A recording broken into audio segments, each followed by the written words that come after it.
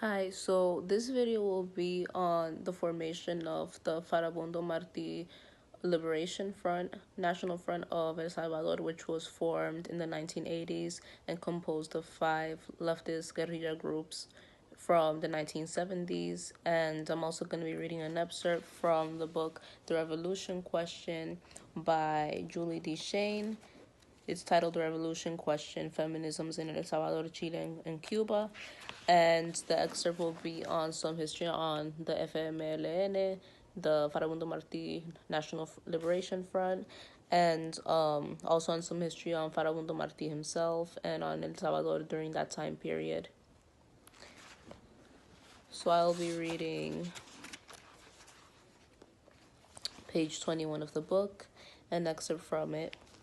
Perhaps the development that had and continues to have the most profound impact on El Salvador occurred in the early 20th century when the United States emerged as a leading world power. One of the earliest examples of U.S. hegemony in the region occurred in 1914 when Panama lost control of its canal to the United States. The canal enabled the development of an export economy which has since caused underdevelopment in much of Central and South America.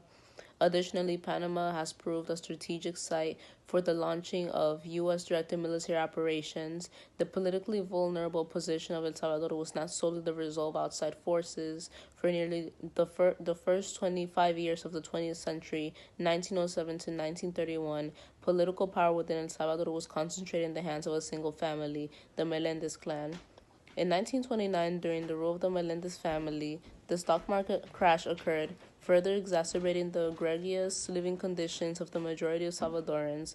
El Salvador, like many single-port export-based economies, found itself in dire straits as coffee prices dropped dramatically on the world market and foreign importers of coffee, namely the United States, had far less surplus to spend on luxury goods. In short, material living conditions deteriorated in tandem with the intensification of dictatorial rule. As the standard of living grew progressively worse, people began to organize. As early as 1925, a small communist party under the leadership of Agustín Farabundo Martí began its clandestine organizing. As a university student, Martí was introduced to the radical theories of Marxism, which he eventually translated into political action, leading to his expulsion from El Salvador in 1927. Upon his return in 1930, he resumed his political organizing, this time with the support of other university students, taking his message to the peasants in the countryside. Again, the government attempted to stop Martí by incarcerating him, but it was unsuccessful, as a hunger strike led to his eventual release. Such was the context that led to a free election in El Salvador, with a victory for Arturo Araujo, wealthy landowner and liberal.